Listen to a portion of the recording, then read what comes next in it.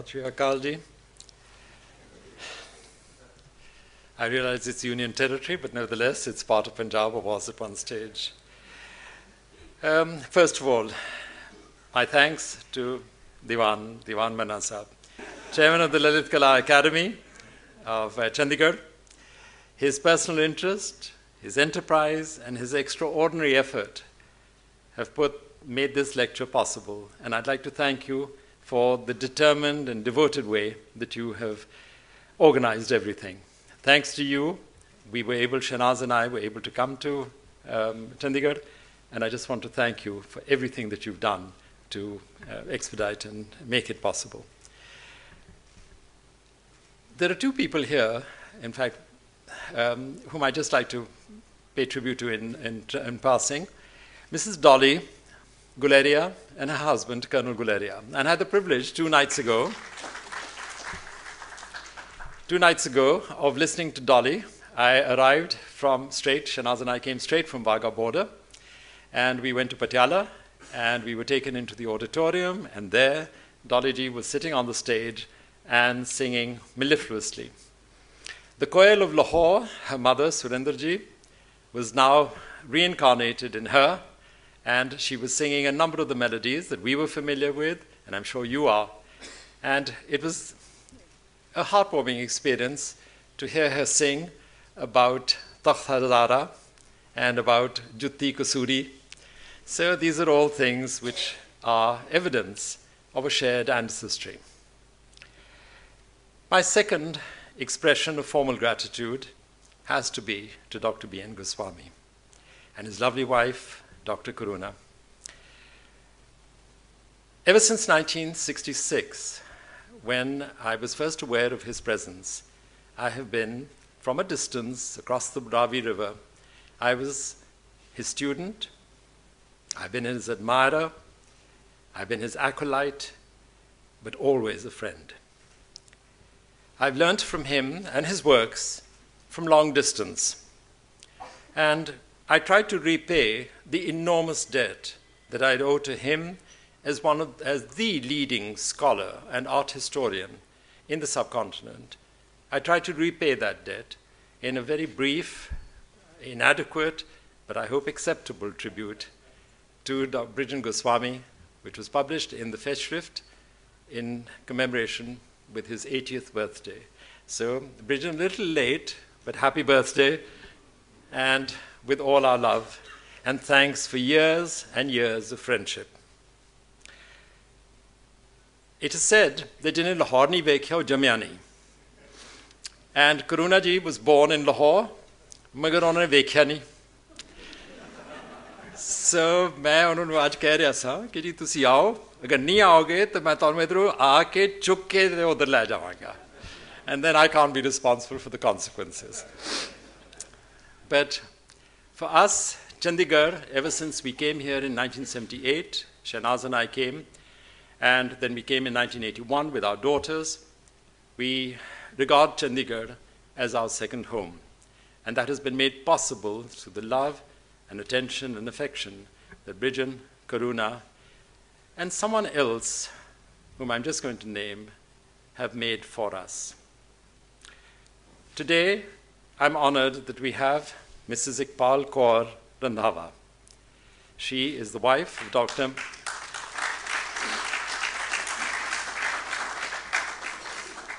She's the wife of the late Dr. Mohinder Singh Randhawa.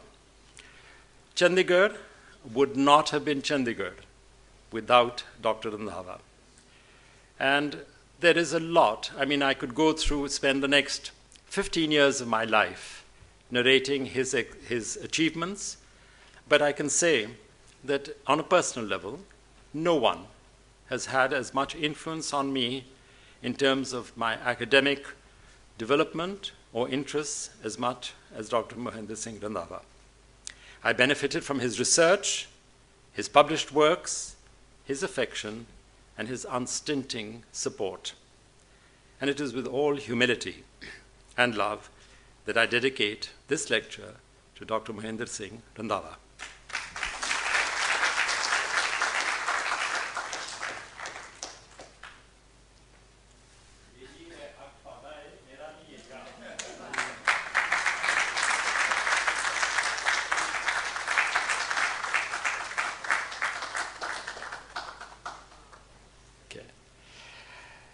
no image can encapsulate the richness, the color, the grandeur, and the spectacular vividness of the Sikh court of Lahore than this painting by Auguste Schurft. It was done in 1855 from drawings that Schurft had done when he visited Lahore in 1841. At that time, except for Maharaja Ranjit Singh and his son and grandson, most of the other participants and courtiers at the Sikh court were still alive. And here, for the first time, one sees the entire gamut of the personalities at the Sikh court of Lahore. At its epicenter was the diminutive, one-eyed, but extremely sagacious Maharaja Ranjit Singh. He had come to become head of his Sukachakia missile at the age of 12 in 1792. And very soon, he began to consolidate his patrimony. In a sense, he was like the Emperor Akbar, who also inherited the Mughal throne at the age of 12. By 1809, Ranjit Singh, then simply a Raja, he captured Lahore, wresting it from the Bhangi Sardars. Recognition of his status was slow to come. In 1806, Lord Lake and the East India forces had defeated the Maratha chief Holkar.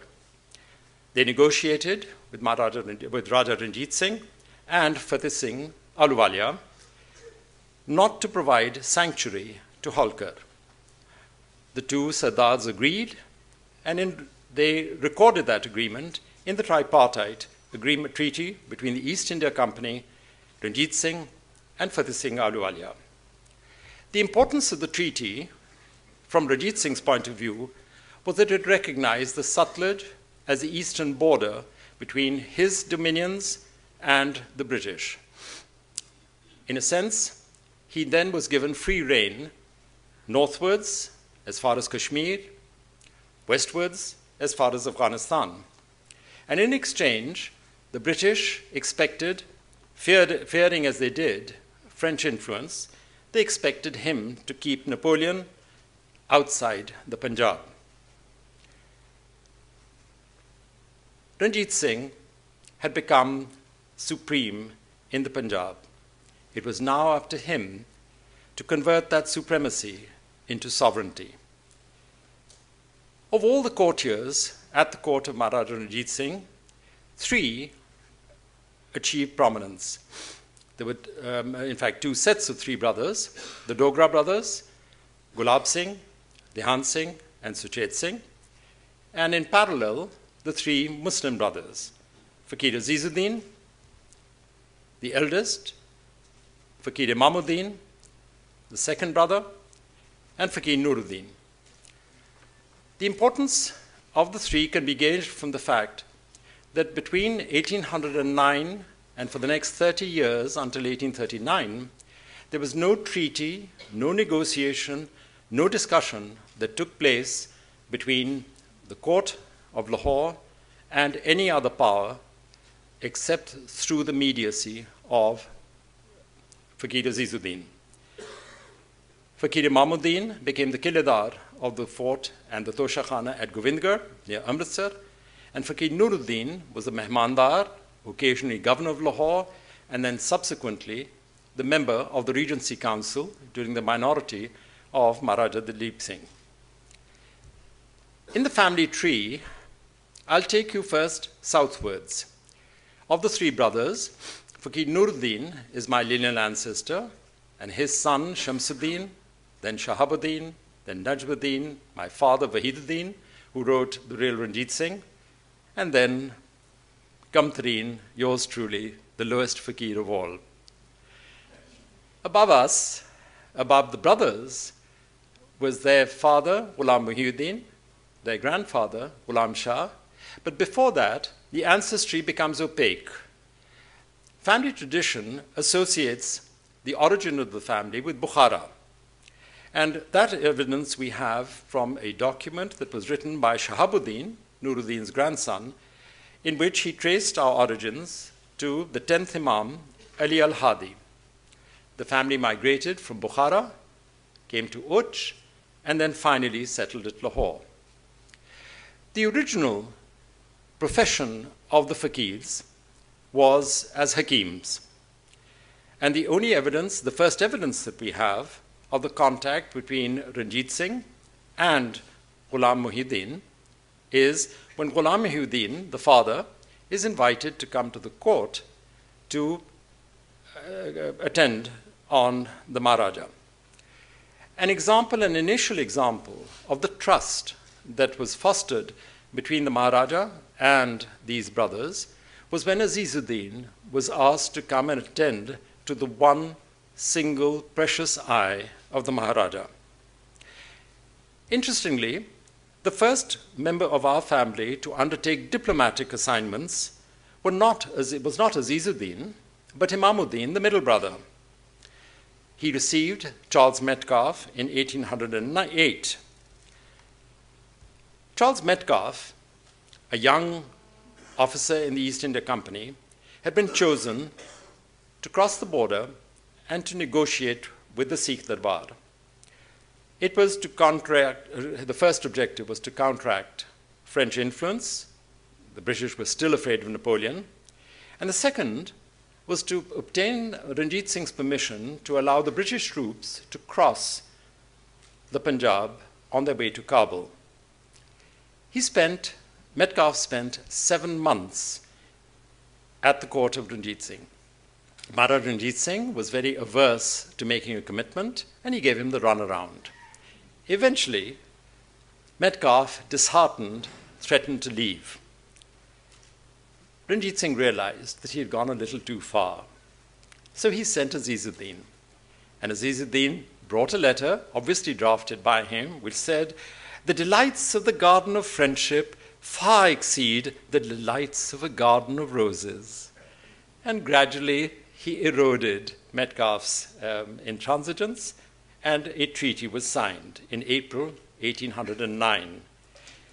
The Anglo-Sikh Treaty was signed at Amritsar, and it brought honor to the family, and it brought Azizuddin and Imamuddin to the center stage at the Sikh court.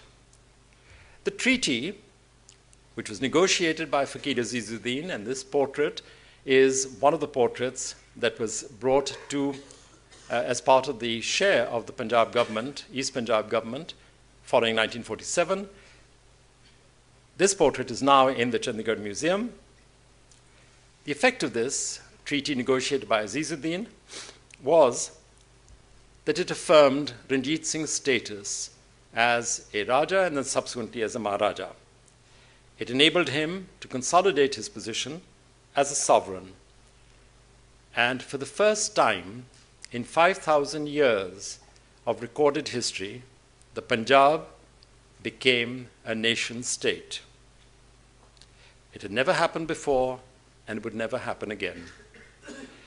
In 1811, Maharaja Ranjit Singh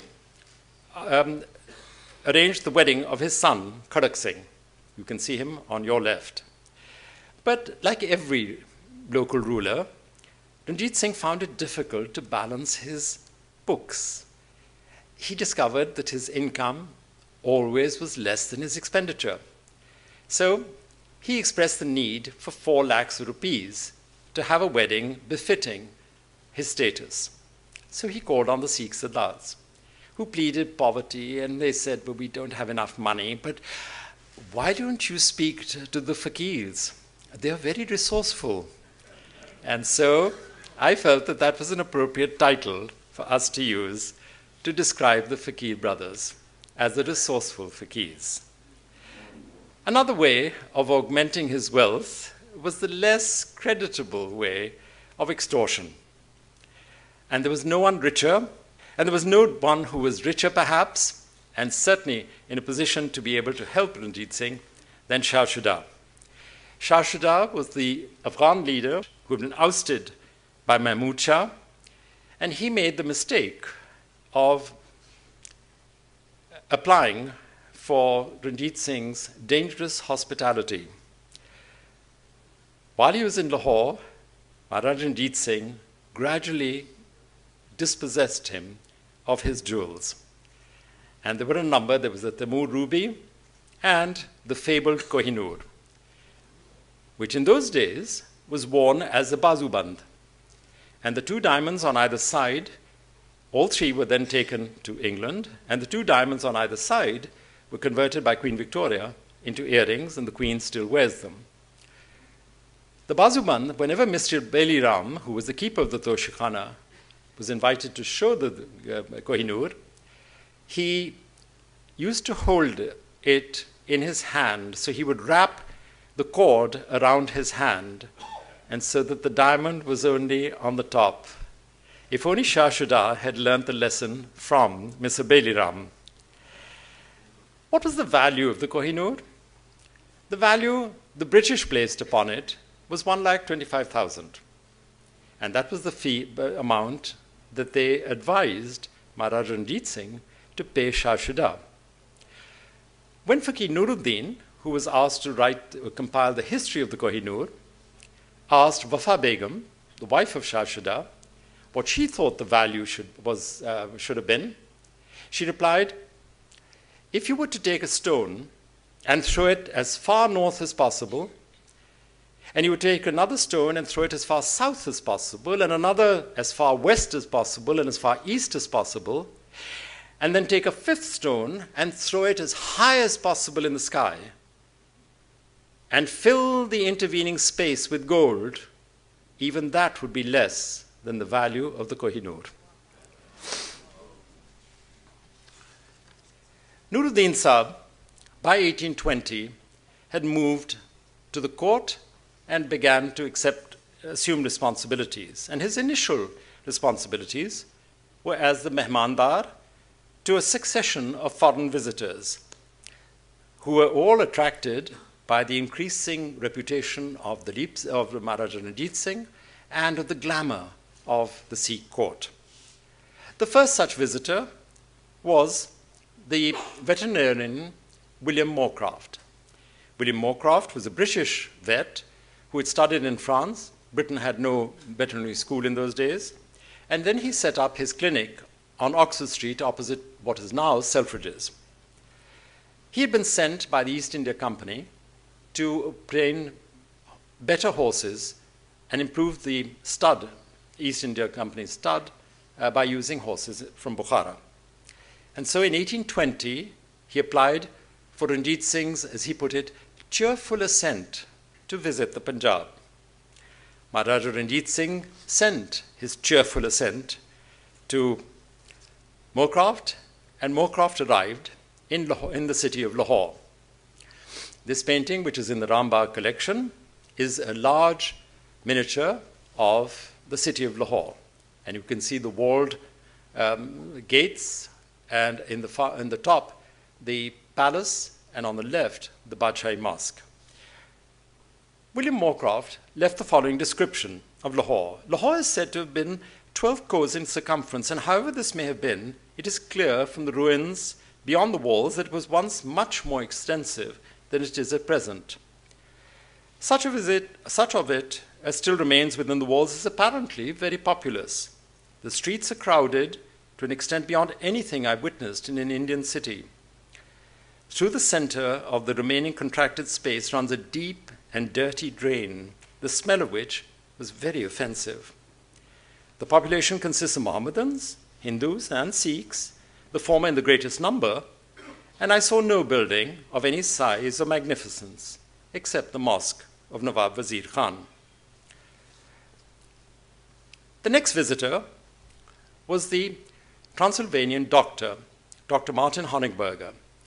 He spent 2 spans of time in Lahore, the first for 5 years between 1828 and 38, and the next for 11 years from 1838 to 1849. Being a professional doctor, of course he resented Hakims, and more so, he resented the Fakirs. He described them as the rich Fakirs who exercise a magical influence over the Maharaja. His rivalry was understandable. The man who came after him felt no such rivalry, and he was the French botanist, Victor Jacquemont. He was young, he came in 1831, and he was met by Shahidin, Azizuddin's third son. When he met Maharaja Ranjit Singh, they began talking about other kings, and Maharaja Ranjit Singh commented, "All those kings of Delhi and Kabul are fools who've never been known to be masters in their own home." His opinion of the fakirs is worth recounting. He wrote, "Among his most intimate counselors are three Mohammedan brothers who conceal their wealth under an outward appearance of poverty and seek to atone for their intrusion by the humility of their behavior. All of them bear the title of fakir, as do their sons. They know Arabic and have read the medical books in that language, hence their reputation for deep scientific knowledge. The eldest, Azizuddin, whom I met near Amritsar, is more or less the Minister of Foreign Affairs, and it is he who writes all the dispatches from Ranjit to the British government. Another, Imamuddin, is the trusted agent at Govindgarh. And the third, whom I meet every day, Nuruddin, is sometimes appointed governor of the city when Ranjit Singh doesn't take him away with him. These three brothers have a cipher which they use in correspondence among themselves, and this artifice gives them a reputation for great cleverness." In the same year as Jacquemont came to Lahore, there was a third visitor, Alexander Burnes. Alexander Burnes ostensibly had come to Lahore to deliver 5 horses, a horse plus 4 dray mares, to Maharaja Ranjit Singh, and they were sent by King William IV. The true purpose was to come up the Indus and to be able to assess its navigability for the purposes of trade. The Amirs of Sindh expressed as deep a reluctance as Ranjit Singh did for such an intrusion, because they felt that once the British had moved up the Indus or across the Punjab, then there was nothing secret left. And they were right in due course. The horses that he brought were in fact horses unlike anything that Ranjit Singh had been used to. They were horses used in London to transport beer barrels. But Maharaja Ranjit Singh was not one to look gift horses in the mouth. And so, when he wrote to King William IV to acknowledge this gift, he asked Azizuddin to write the letter for him. And the letter, in this vein, praised the horses, which, in Azizuddin's words, were in beauty, stature, and disposition, they surpassed the horses of every city and every country in the world. One beholding their shoes, the new moon turned pale with envy and nearly disappeared from the sky. Such horses, the eye of the sun has never beheld in his course through the universe. Unable to bestow upon them in writing the praises they so richly merit, I am compelled to throw away the reins of the neck of the speed of description and relinquish the pursuit. It is not for nothing that Maharaja Ranjit Singh relied upon the eloquence of Fakir Azizuddin. Fakir Azizuddin was given the responsibility of proceeding to Amritsar, where he met Lord Bentinck, the Governor-General. And it was at Shimla, during this meeting, that the famous incident occurred, where Azizuddin was asked by the Governor-General which eye of the Maharaja was blind, and he said the radiance of his face was such that I have never dared to look him in the face. Lord Bentinck was concerned with the opening of the Indus for the purposes of commerce. He wanted to meet Ranjit Singh. And this interesting dialogue takes place where they shadow box, and Azizuddin asks when the Governor-General was coming, to which the Governor-General replies, "What makes you think that I want to come?" And Azizuddin retorts, "Your Lordship had expressed an interest in a portrait of our Maharaja, and I sensed from that that you perhaps wanted to meet the original? What was left after some tortuous negotiations was where should the meeting take place, and it was decided that it would be at Roper.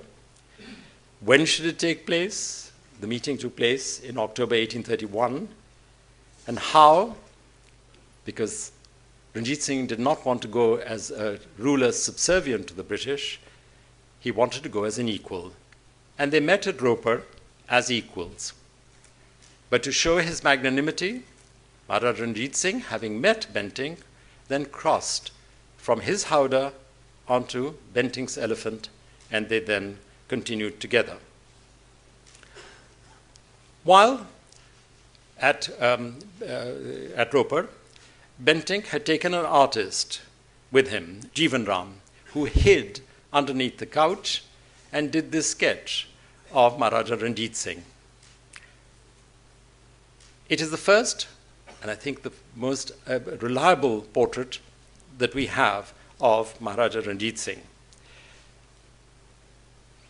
Reports of movements in the British camp were provided to Ranjit Singh on a minute-by-minute basis.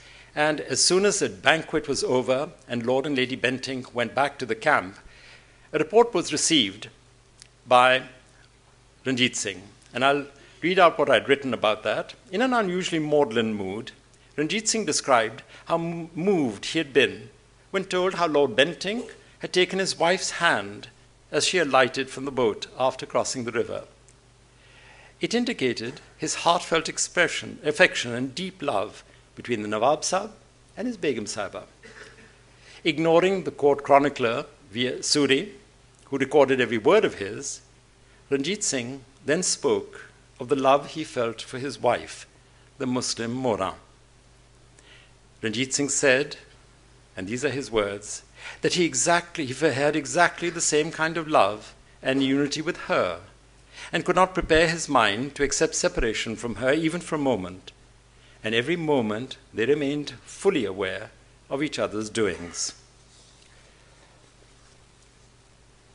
A more interesting visitor, intriguing and provocative, was Dr. Joseph Wolff.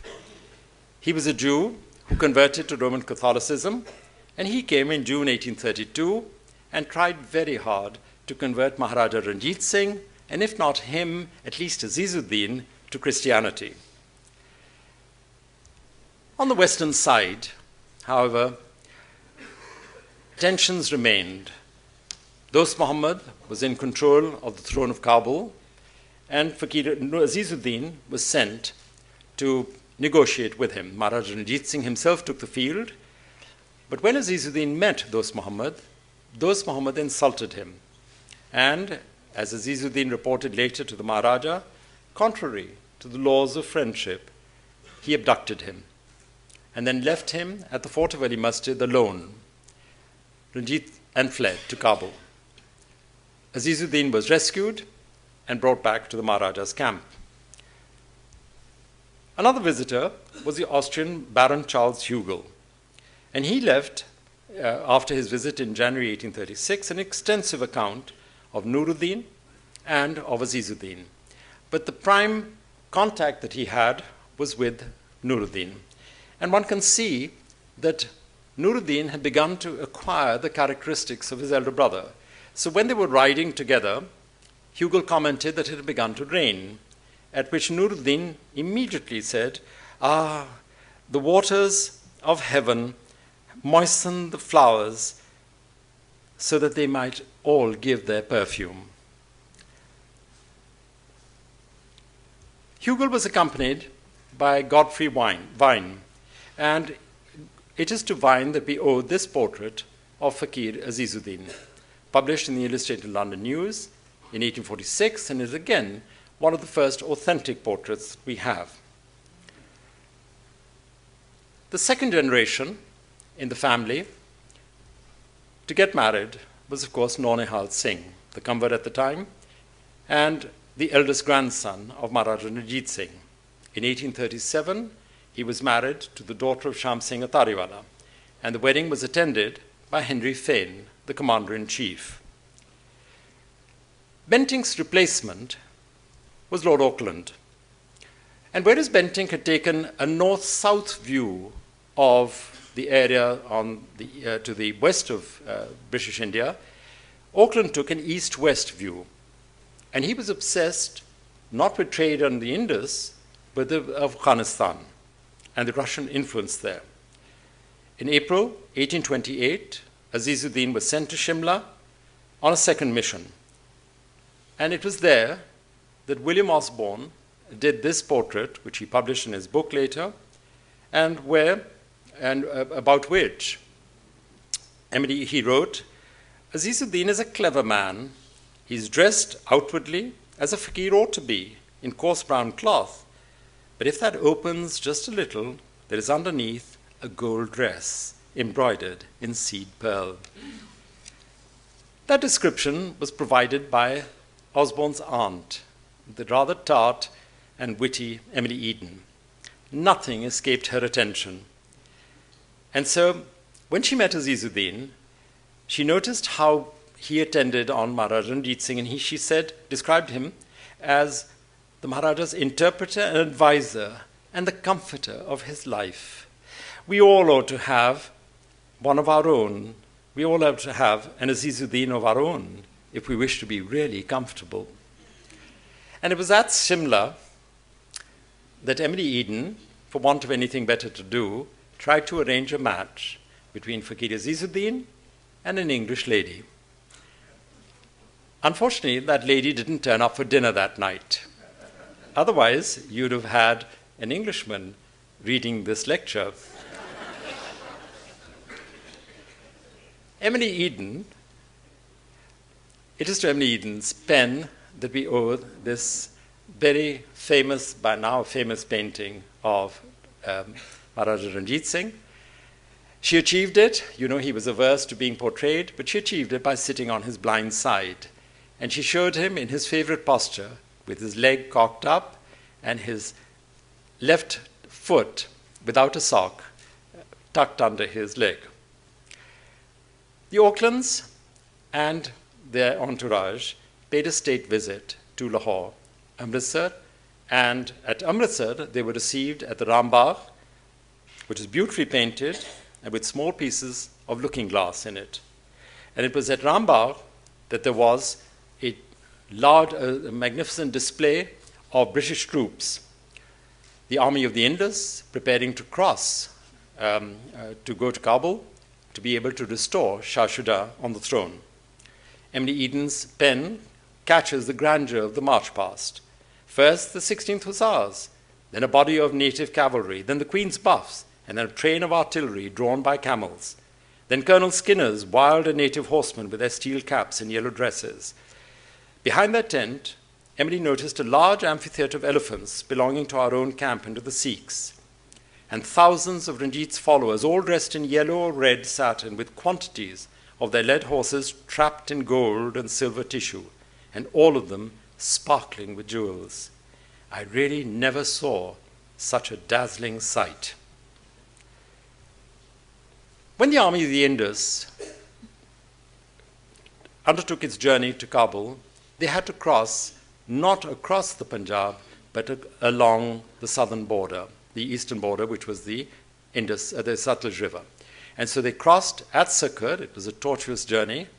Crossed at Sikr, went up the Bolan Pass to Quetta, and then from Quetta to Kandahar, and finally to Kabul. It was not an easy journey. It was through inhospitable territory. And when they reached Kabul, they were able there to restore Shah Shuja on the precarious throne of Kabul. Shah Shuja didn't survive long. He was installed in August 1839, and he died less than 3 years later. It was now the twilight of Maharaja Ranjit Singh's reign. His friends began to die on him, and the first major casualty was Hari Singh Nalwa, who, commanding his troops in the Peshawar area, fell victim. Another was General Francois Allard, a Frenchman who had worked faithfully for Maharaja Ranjit Singh.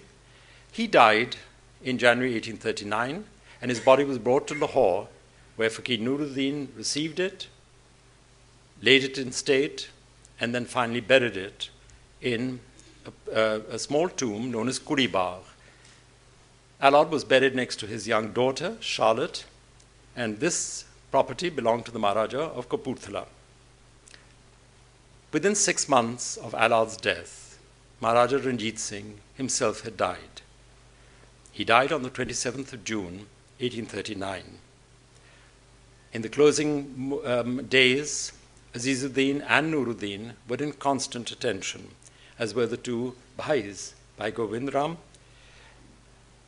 And although Govindram had given up hopes, he expressed hope of perhaps a continuity of Ranjit Singh's life, Azizuddin, as the court chronicle wrote, with hundreds of regrets and with flow of tears from his eyes, said the storm of death and the tempest of demise had risen overwhelmingly. The Fakir brothers mourned privately. Raja Dehan Singh mourned more dramatically, and at least 3 times he tried to throw himself on the funeral pyre. Maharaja Ranjit Singh was cremated just outside the walls of the fort, and the Samadhi, which was built, started in 1839, took another 10 years to complete. It was the responsibility of Fakir Nuruddin Sahib to ensure its completion. Following Maharaja Ranjit Singh's death, the new Maharaja was Kharak Singh, his eldest son. He was a man who became an addict, but his heart was in the right place. And very soon, though, he became a victim of the politics of the court. He had a favorite called Chet Singh, whom his son, Naunihal Singh, resented, and friction began to develop between the father and the son. Chet Singh was murdered by a group of conspirators led by Naunihal Singh and Raja Dehan Singh. And at one stage, Kharak Singh remonstrated with Naunihal Singh and says, "I'm not a complete idiot. I'm not going to relinquish my authority." And he wouldn't. However, there was then a parallel system by which the Maharaja was Maharaja in name, and his son and heir, Kamar Naunihal Singh, was the effective ruler. Naunihal Singh was desperately anti-British. He relied upon Azizuddin when it suited him.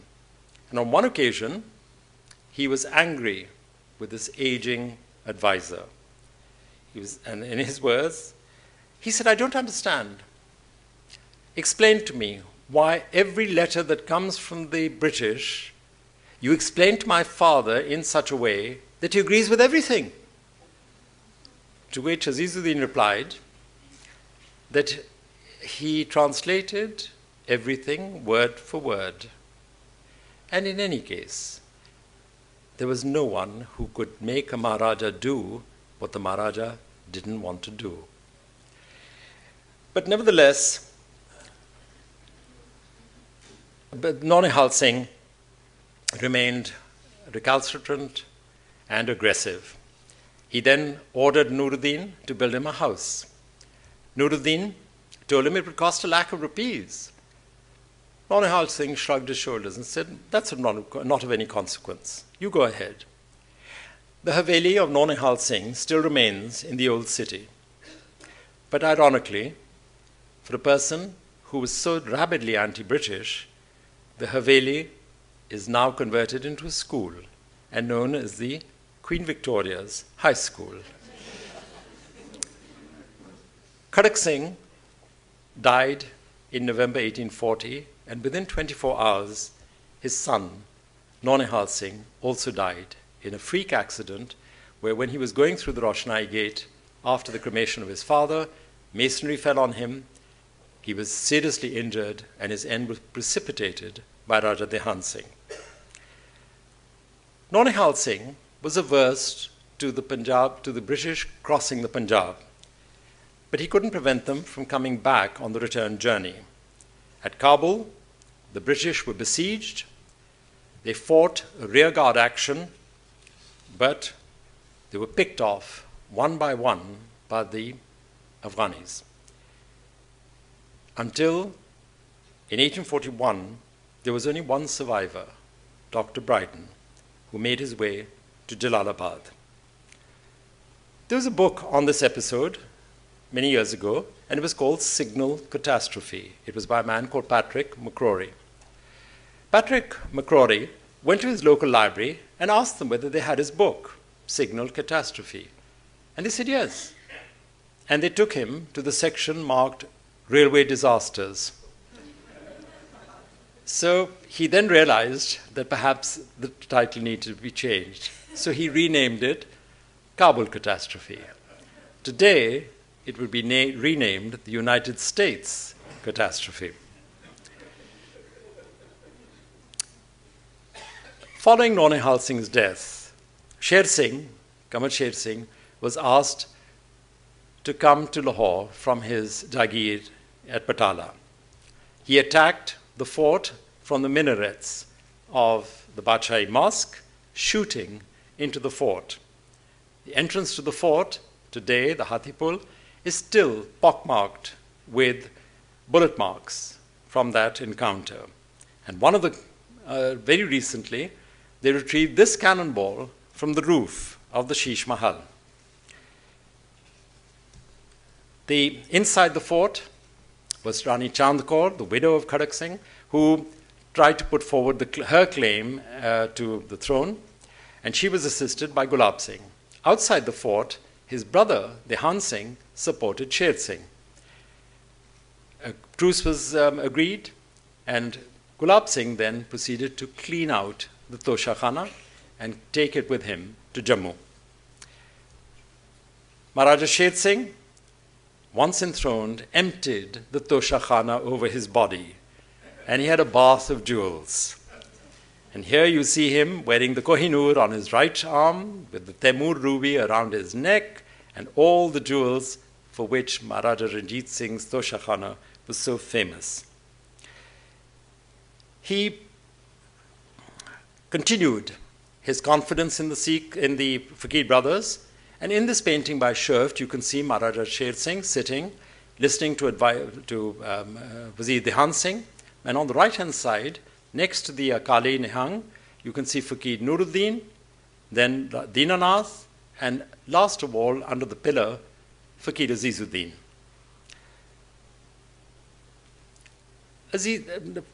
Maharaja Sher Singh's confidence in his courtiers was misplaced when it came to the Sindh and Avalia Sardars. They felt that they had a stronger claim to the throne than he did. He was self-indulgent, but to a fault. And so when he went in 1843, in September, he wanted to go shooting. He went to his shooting lodge at Shah Bilawal. There, Ajit Singh Sindhwalia showed him a gun, and as Sher Singh reached out to see it, to examine it, Ajit Singh Sindhwalia shot him. In a nearby garden, his son, Raja Pratap Singh, was meditating, and Lena Singh Sindhwalia rushed there and decapitated him. They were cremated. They didn't even wait to bring the bodies to the fort. They were cremated at Shah Bilawal.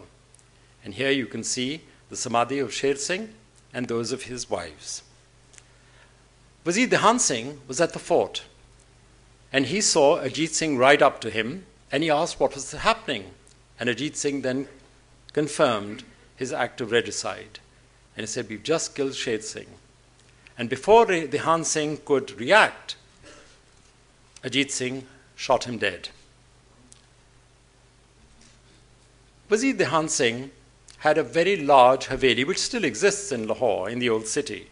And it had a royal kind of jharoka, where he used to hold court. On his death, his body was brought into the haveli, and he was cremated at this small samadhi. His wives were cremated with him, and a young girl, maidservant, was determined to die on the funeral pyre. And when they prevented her, she ran up to the roof of the haveli and threw herself off. She broke her legs and then she was finally carried to become Sati. There was a quick revenge by Wazir Dehan Singh's son, Raja Hira Singh, after whom Hira Mandi is named in Lahore. That left only one accepted son of Maharaja Ranjit Singh, and that was the young Dalip Singh. He was quickly placed on the Gaddi, but the actual control lay with his mother, the formidable Rani Jinda. She, resolute, determined, but a little erratic, was aided and abetted by Raja Lal Singh. To distract the Sikh Darbar from the obvious disintegration, they decided to attack the British. Tet Singh tried to caution them against it. And then he described how Azizuddin was a wise and fortunate man to have withdrawn from public service business 2 years ago and to have devoted himself to meditation on God, thereby leaving an imperishable reputation. The Sikhs crossed the border of the Sutlej and went into British territory. The British reciprocated the compliment and attacked the British. Fierce battles took place in the First Sikh War, but the decisive battle was the Battle of Sobraon on the 10th of February, 1846. The Sikh forces fought valiantly, and the glory of Ranjit Singh's army, which he had taken 30 years to improve and to consolidate, suddenly became victim to the British onslaught. Henry Harding, as the Governor-General, came to Lahore, and a Treaty of Lahore was signed, in which a British force was appointed in Lahore. He levied a fine of 2 crores of rupees on the Darbar, which the Sardars couldn't pay. He also nominated Henry Lawrence as a resident, and it is Henry Lawrence who set up the Sanawar Lawrence's Asylum. A frequent visitor to Lawrence's office was Fakir Nuruddin, and gradually he achieved a position of trust as Fakir Azizuddin had more or less retired. And in the Regency Council that was appointed to look after the interests of the young Maharaja, we had Fakir Nuruddin on the right-hand side, and next to him, Raja Dinanath. This is a painting that was done by an local artist called Hassan al-Din. Raja Dinanath tried to put forward the view of the Darbar, but the British were not having it. It was said that old sins have long shadows, and there's no shadow longer than the dispute of Kashmir. Gulab Singh signed the Treaty of Amritsar in 1846, by which he agreed to pay off the fine of 2 crores of rupees levied by the British against the Sikh Darbar. He gave 75 lakhs of rupees in cash, but it didn't come out of his pocket because he had already taken that from the Toshakhana. 1.25 crores was surrendered by him in land between the Sutlej and the Beas. In exchange for that, under the Treaty of Amritsar, Gulab Singh was acknowledged as the Maharaja of Jammu and Kashmir. He rushed to Kashmir to take possession, but he didn't fight for it. A British force was sent a little ahead of him to oust Sheikh Imamuddin, and finally, when Sheikh Imamuddin gave in, Gulab Singh traveled to Kashmir to take control. Azizuddin died on the 3rd of December, 1845. He had led a full and productive life, and for 30 years he had been the conduit of negotiations between the British and the Sikhs. And perhaps the best epitaph was provided in a letter, an unprecedented letter that Lord Auckland wrote not to Maharaja Ranjit Singh, but in fact directly through his agent, addressing Fakir Azizuddin. And I'd like to read the English translation of this letter to you, and it's addressed to Fakir Azizuddin. After compliments, when worth and talent are united in one person, the modesty of the individual who possesses them will not avail to keep them hidden. Nay, they will of themselves raise their possessor to distinction and place him, though a fakir, among those who assist in the council of princes. I, and this is Lord Auckland writing, have long heard of your reputation, your fidelity, and your sound discretion, and I've longed to see an opportunity of expressing to you my esteem of your character.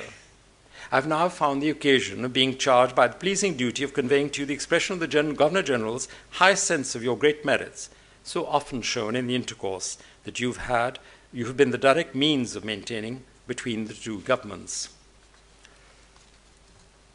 That gentleman is also charged with certain articles, presents, which the Governor-General hopes the Maharaja will permit you to accept from him.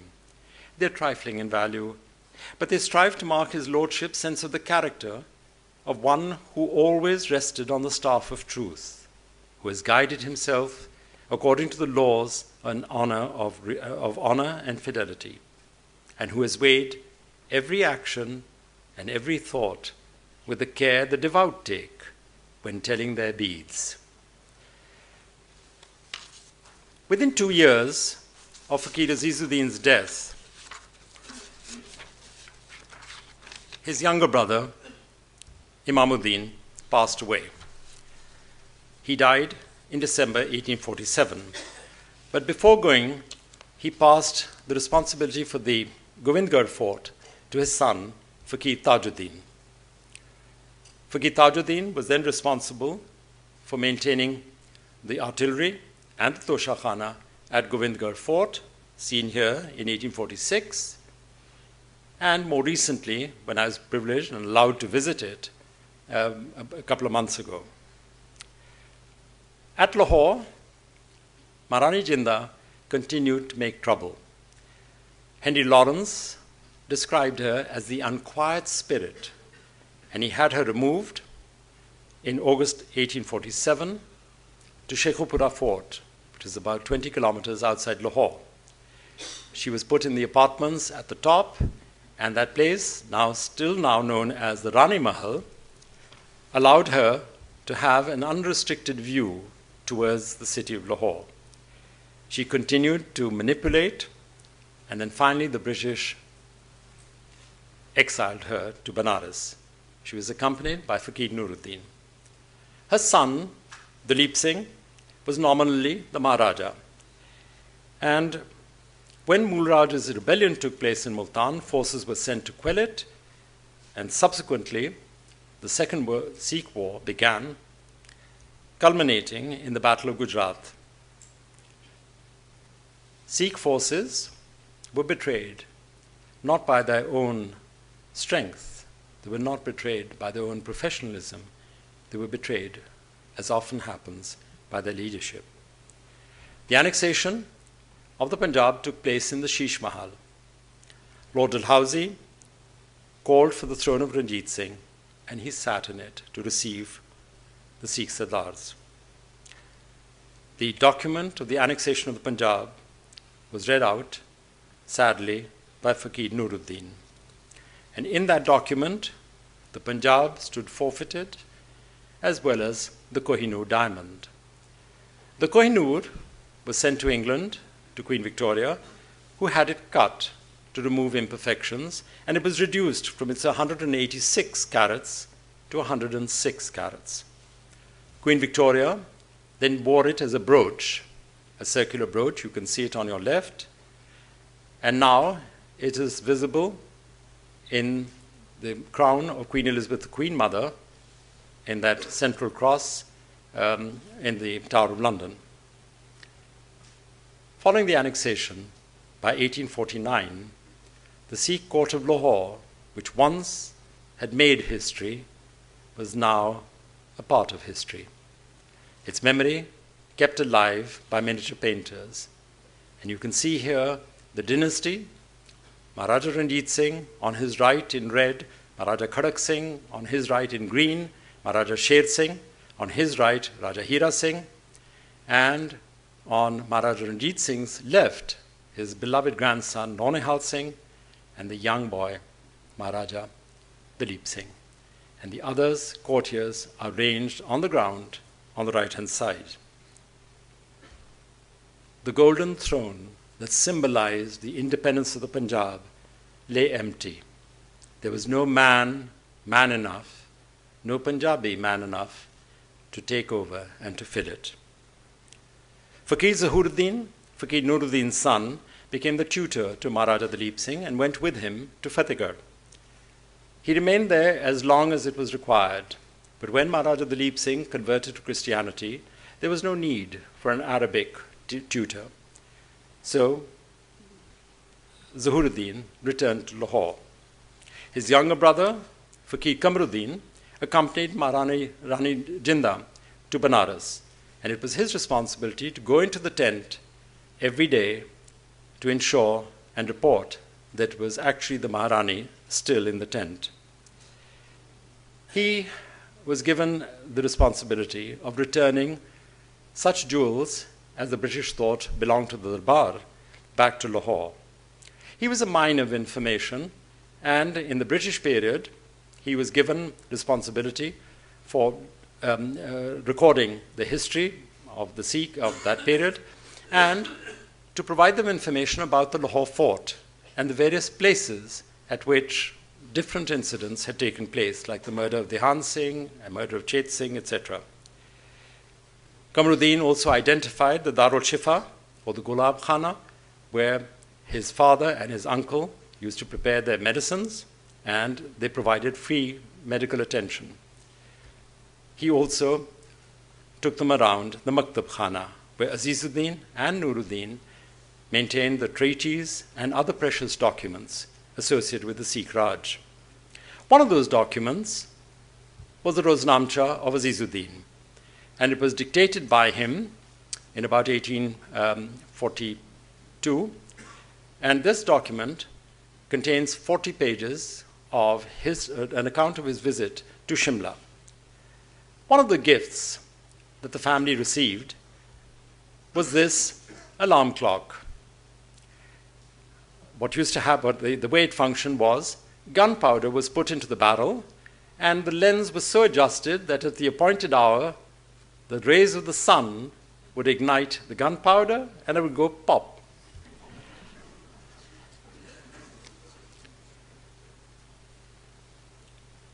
By 1852,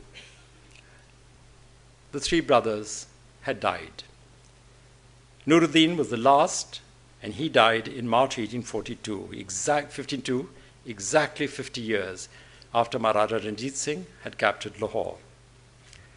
The three brothers were buried side by side in the old city. They lay side by side as they had stood, shoulder by shoulder, during the period of the Sikh Raj.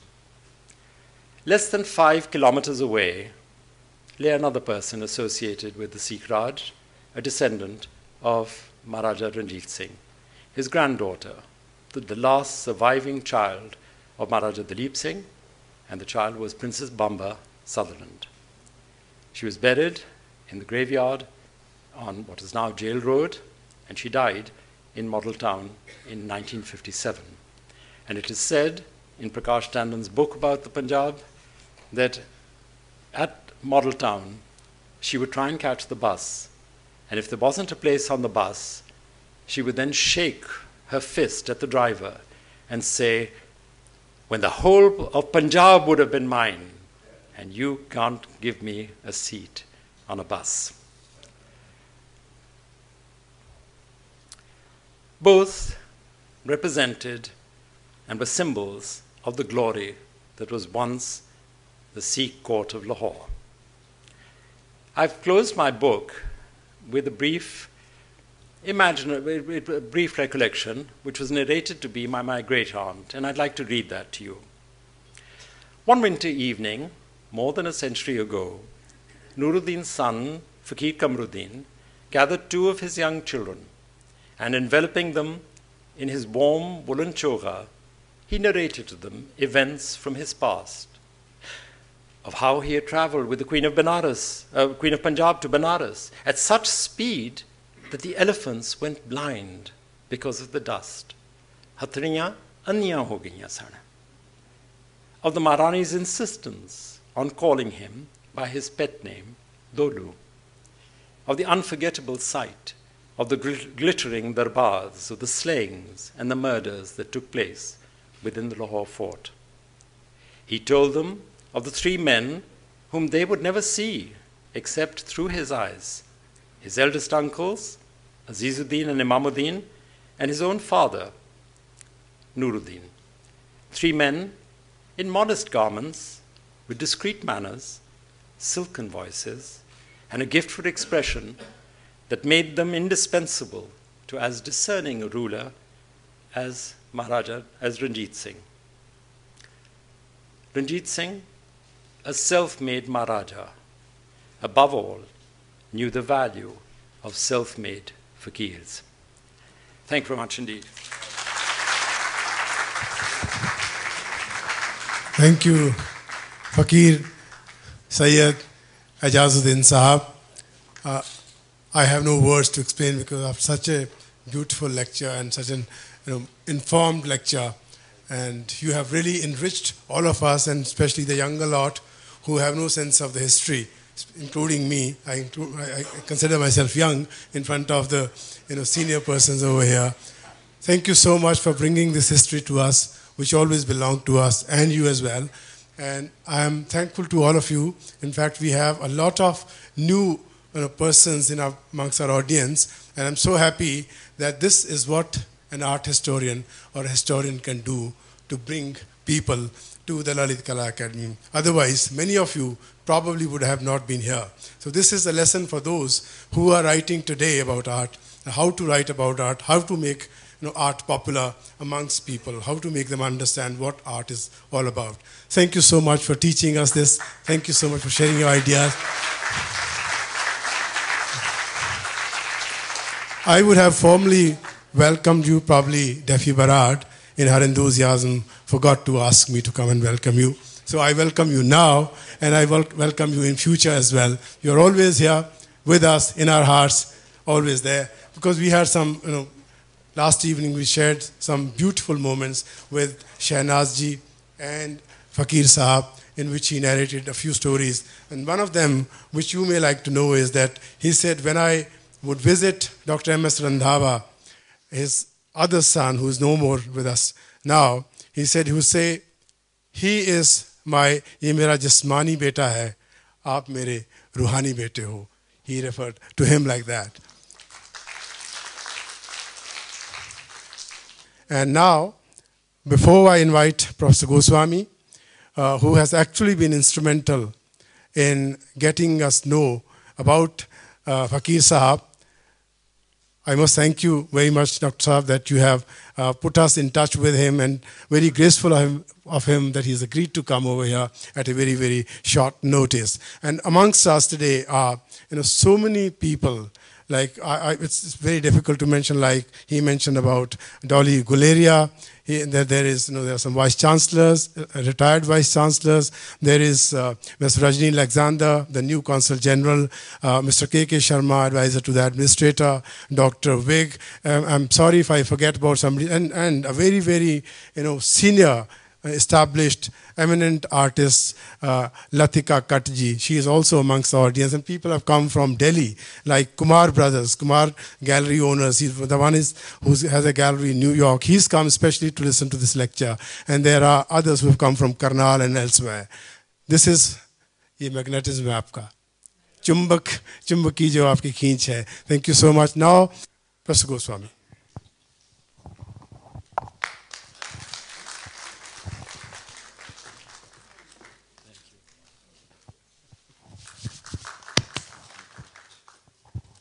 कुछ बरस पहले मैं Zurich में था, तो महाराव कोटा के जो थे उनका लेक्चर था, और मुझे कहा गया था कि उसके बाद मैं कुछ कहूँ। तो मैंने इतने लफ्ज़ कहे।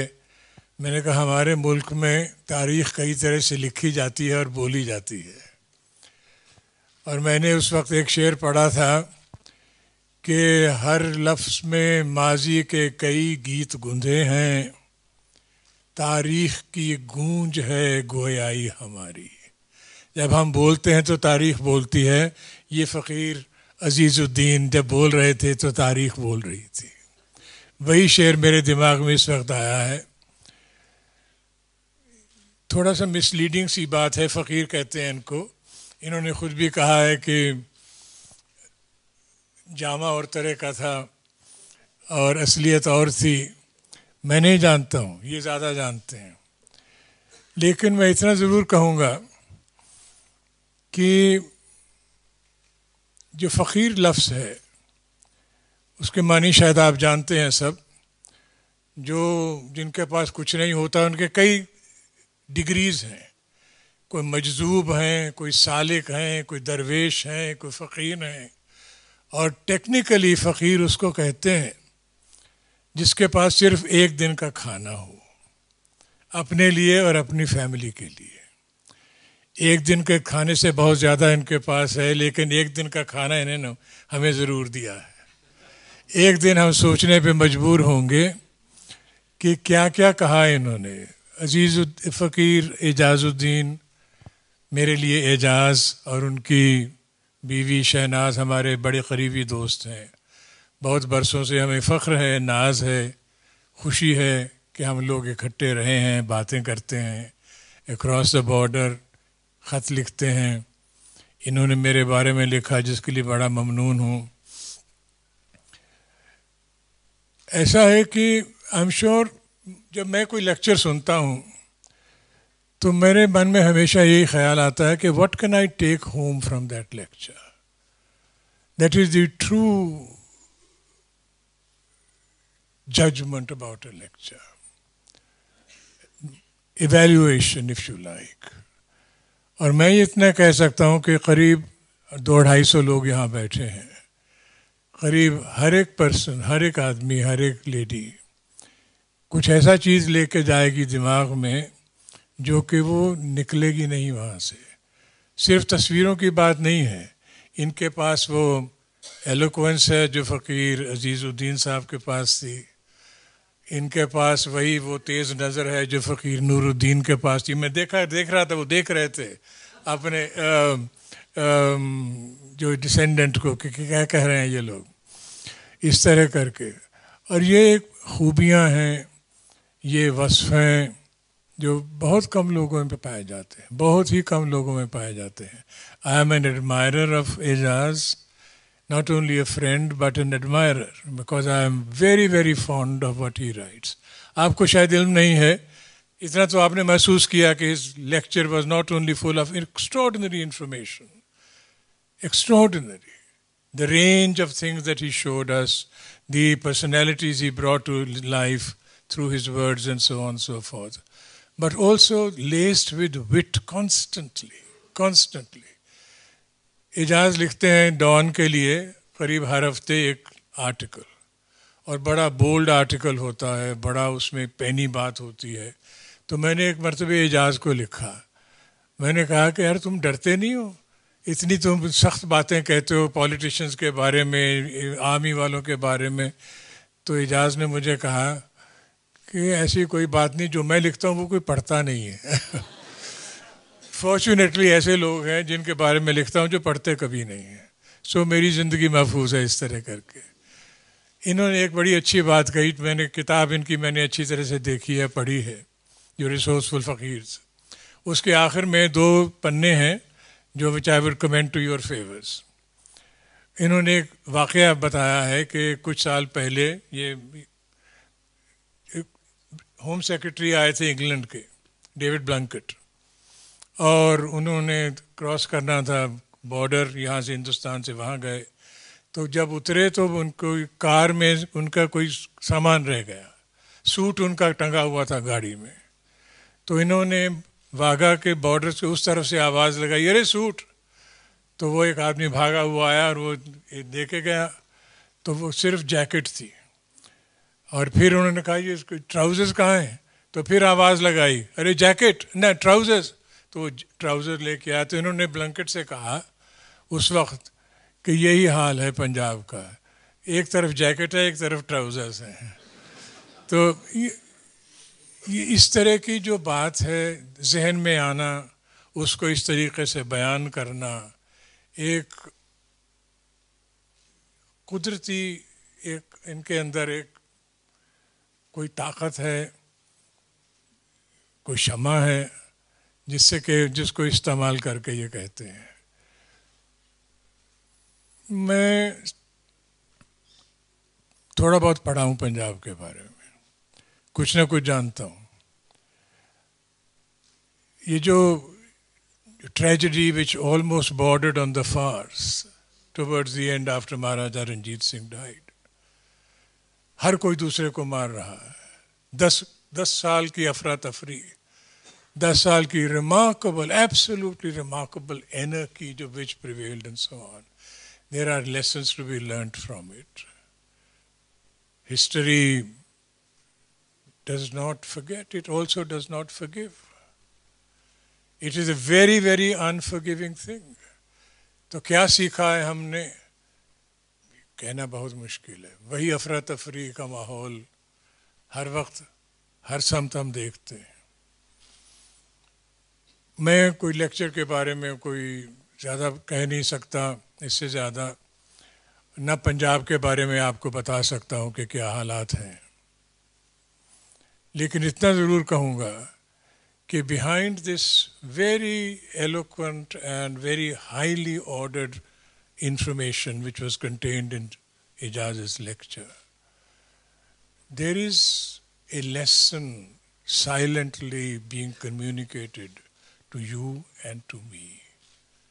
Lesson that is distilled from an experience of time, an experience of age, an experience of a vast amount of reading. और उसका जो असर है कुछ न कुछ हर एक के दिमाग पे रहेगा। क्या कहा मिर्ज़ा गालिब ने, यही बात कहते हैं कि चश्म को चाहिए हर रंग में वाह हो जाना, आँख को हर रंग में खुला रखना चाहिए, हर रंग में खुला रखना चाहिए, तभी कुछ हम लोग सीख सकते हैं, इंटरनलाइज कर सकते हैं। ऐसा है। ज़े नसीब आप आए, शर्फ है हमको कि अब हम आपके को कुछ खातिर कर सके, आपको अपने मोहब्बत दे सके। Thank you very much Indeed. Chandigarh Lalit कला अकेडमी की हिस्ट्री हो सकता होया होवे कि कोई सज्जन पुरुष पाकिस्तान तो आके इस किस्म ਦੀਆਂ ਗੱਲਾਂ ਸਾਡੇ ਨਾਲ ਸਾਂਝੀਆਂ ਕਰਕੇ ਗਿਆ ਹੋਵੇ। ਅਸੀਂ ਇਸ ਗੱਲ ਨੂੰ बड़े मान नाल तुहाडे नाल शेयर करते हैं कि साडे लई ये बड़े फख्र की गल है कि पाकिस्तान तो आके इन्हां ने साडे नाल अपने विचार साझे कीते। जिन्ने भी सानू रूल करन वालियां हस्तियां ने उधर या इधर, कि उन्हां दे पल्ले थोड़ी जी कोई गल पवे कि कला, संस्कृति, डांस, ड्रामा, म्यूजिक, उहदी कोई बाउंड्री नहीं, असीं सारे जानते हैं, उहदी कोई हद नहीं है। टोबा टेक सिंह तुसीं सारिਆਂ ने पढ़िया होना कि जे असीं इसे तरह मिलते रहिए, कोई सरकारां, कोई गन्स, कोई मिलिटरी, कोई किसी दे इंटरस्ट साडा कुछ नहीं बिगाड़ सकते।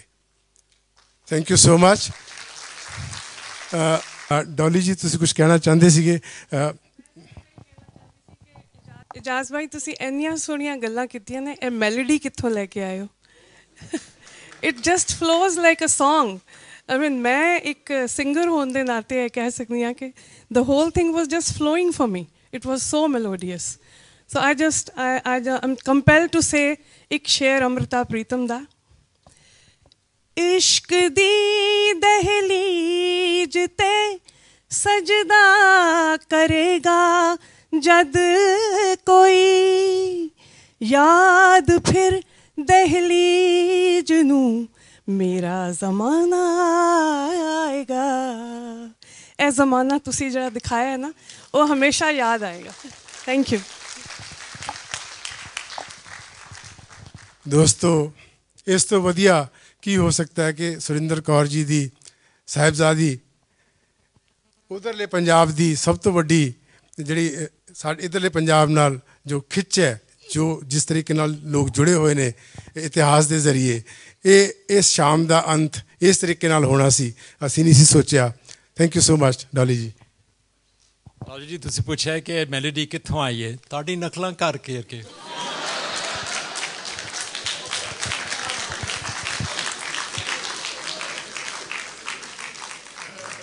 ਦੀਵਾਨ ਜੀ ਨੇ ਇੱਕ ਗੱਲ ਕੀਤੀ ਹੈ ਤੇ ਮੈਂ ਉਸ ਤੇ ਗੁਸਾਖੀ ਮਾਫ ਉਸ ਤੇ ਮੈਂ ख़त्म करना चाहना क्योंकि चाह ठंडी हो जाएगी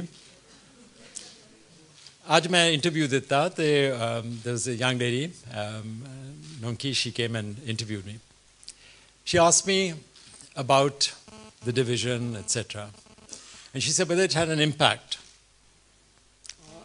on me and on what I was doing and I used an expression which I'm going to leave you with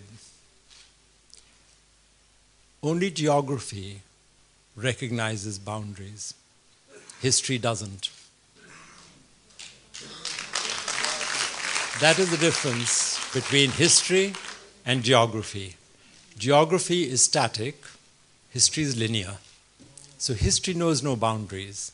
And I hope, regardless of what may be the political situation, I hope that all of us leave here with a common recognition of a shared inheritance and of the expression of what the Punjab could have been, was, and who knows, might be.